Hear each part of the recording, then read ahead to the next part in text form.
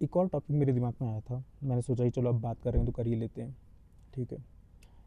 अब एक मिथ आपके दिमाग में बहुत समय से डाला गया है, ठीक है। जब मैनेजर्स आपकी तारीफ़ करते हैं कि यार आपने क्या काम किया है, आप रात दिन काम करते हो, ठीक है।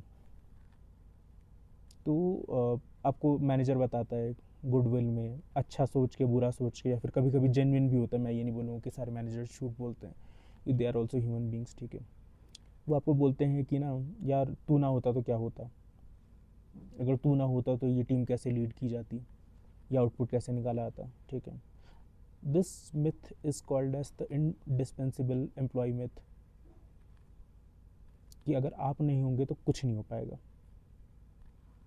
बट मैं आपको बताता हूँ, जब भी प्रोजेक्ट्स में वी डिप्लॉय पीपल, एक प्रोजेक्ट मैनेजर हो गया, टीम लीड हो गया, ठीक है, 2-3 डेवलपर हो गए, या फिर 2-3 टेस्टर हो गए, ठीक है, 1-2 लोग सपोर्ट वाले हो गए, तो वी ऑलवेज थिंक कि okay these are the people and these will be the backups. तो आपका बैकअप हमेशा रेडी किया जाता है। Whenever we are trying to pitch these things to the end customer, we always show them backup as well. We never say कि अगर ये चला गया तो कुछ हो जाएगा, क्योंकि ये बोल नहीं सकते ना, क्योंकि जो एंड कस्टमर है उससे फ़र्क नहीं पड़ता है कि आप किससे काम करवा रहे हो। उससे ये है कि काम करवा रहे हो कि नहीं करवा रहे हो, और कितना काम करवा रहे हो, उसका फ़ायदा हो रहा है, कंपनी को फ़ायदा हो रहा है कि नहीं हो रहा है, बस इतने से फ़र्क पड़ता है। तो जिस दिन आपकी ज़रूरत नहीं होगी उस दिन या तो आप निकाल दिए जाओगे, और अगर आप ये सोचते हो कि मैं निकल जाऊँगा तो ये हो जाएगा, तो आप उस मिथ में खुद भी मत रहिए। जिस दिन आप निकल जाओगे ना, आपका रिप्लेसमेंट रेडी है, बहुत पहले से रेडी है। ऐसा नहीं कि आप निकल गए तो काम रुक जाएगा। कौन सा ऐसा प्रोजेक्ट है, कौन सी ऐसी कंपनी है जो एक एम्प्लॉय के निकलने से रुक गई हो? तो आप अपने आप को भी ये सेल्फ प्रोक्लेम्ड क्या बोलते हैं इम्पोर्टेंस मत दीजिए कि आप अगर निकल गए तो प्रॉफिट क्या होगा।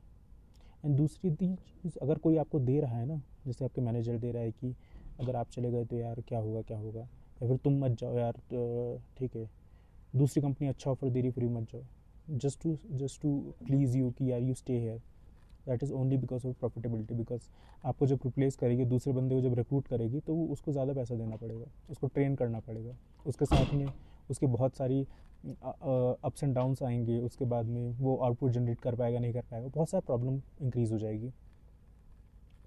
अभी आप बहुत समय से काम कर रहे थे, मैनेजर को भी रिलैक्स था, यहाँ यार कर रहा है ठीक है, उस टाइम मैनेजर का काम बढ़ जाएगा, तो इस वजह से वो उसका काम इंक्रीज़ ना हो, इस वजह से वो आपको ये मिथ में रखेगा कि यार तुम नहीं होगे तो क्या होगा, तुम्हारे हम पैकेज कंपनसेट कर देते हैं, ये कर देते हैं, वो कर देते हैं, ठीक है, तुम्हें कोई प्रॉब्लम है तो बताओ, ठीक है, तुम्हें कोई फैमिली प्रॉब्लम है तो विल हेल्प यू डाउन।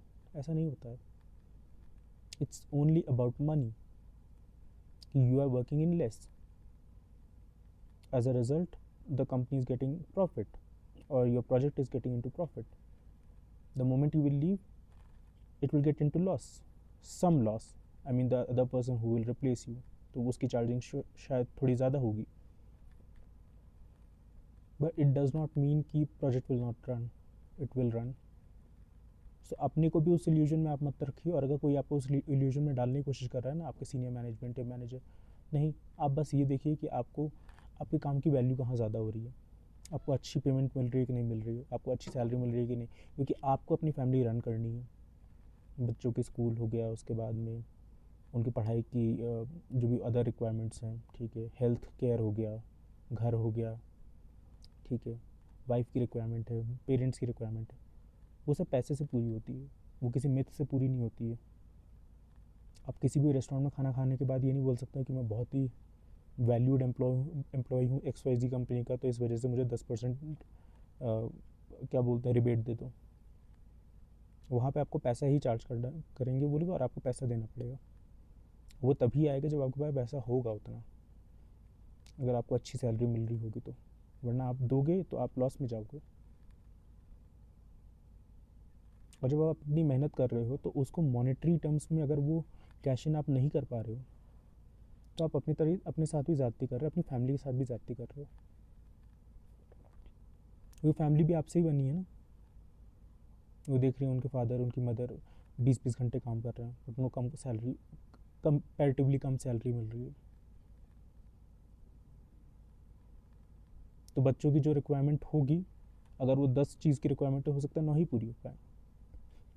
मैं भी इस चीज़ में नहीं जा रहा हूँ कि रिक्वायरमेंट कितनी ज़्यादा अच्छी है, कम है, कम में काम चलाना चाहिए, अभी मैं उस टॉपिक पे नहीं टच कर रहा हूँ, वो अलग चीज़ है। मैं ये बोल रहा हूँ कि आपके काम की वैल्यू कितनी हो रही है। और अगर आपको जब कंपनी के प्रॉफिट P&L स्टेटमेंट आप फिट नहीं बैठोगे तो आपको निकाल भी दिया जाएगा। कोई मैनेजर आज तक किसी की नौकरी नहीं बचा पाया है। हो सकता है एक आध 2 हफ्ते रिटेन करवा लियो, बट नौकरी बचाने का हिम्मत किसी मैनेजर में नहीं है। क्योंकि नौकरी बचाने मतलब क्या होता है कि उस बंदे को सैलरी मिलती रहे। सैलरी कहाँ से दोगे जब मैनेजमेंट आपकी सैलरी देने के लिए तैयार नहीं है? तो जो बंदा आपको प्रॉमिस कर रहा है कि आपकी सैलरी पर आपकी नौकरी बचा लेगा, वो अपनी जेब से आपको सैलरी देगा।